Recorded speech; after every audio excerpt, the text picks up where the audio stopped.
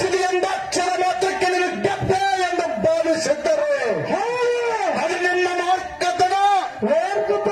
ಪ್ರಾಣವನ್ನು ಕಿತ್ತುಕೊಂಡು ಹೋಗುವಾಗ ಆಯನ ಧರ್ಮರಾಯನ ಎದೆಗೆ ಗುದ್ದಿ ಗುದ್ದಿ ಮರಳಿ ಜೀವ ಪಡೆಯಬಲ್ಲೆ.